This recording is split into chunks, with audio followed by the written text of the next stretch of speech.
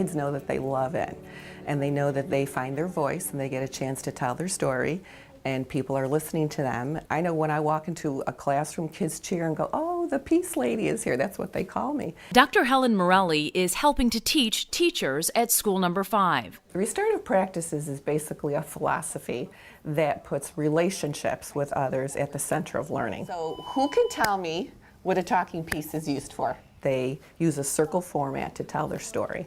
They build relationships because as they tell their stories, they find connections with each other, and they begin to find a sense of empathy and community. They build community and they start to belong. 4th grade teacher Kim Jordan has been training all year with Morelli. The federal government has identified that restorative practices is one of the ways you break that school to prison pipeline. There are a set of practices. Besides training and providing workshops, Morelli has reached out of the classroom to organize the Restoring Rochester Conference.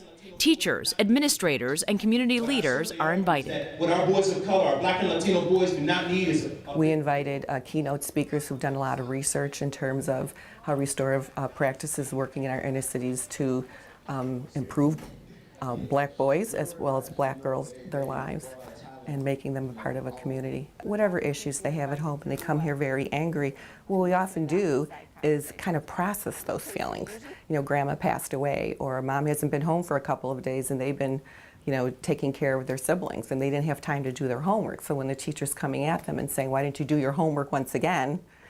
what the teacher should be asking if they're restorative is, what happened? What's going on that you can't get your homework done? How can I help you? When we heard what you're doing is you're asking kids, number one, to be accountable for their behavior.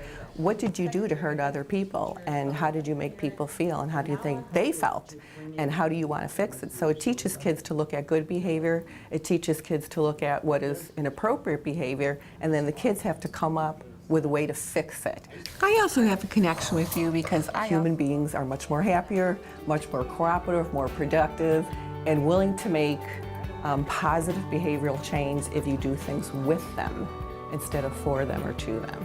The kids just a couple weeks ago gave me a paper plate award, which basically said that I was the person that was most likely to help them achieve their dreams. And that is such an honor for me, and it's basically because I do circles with them.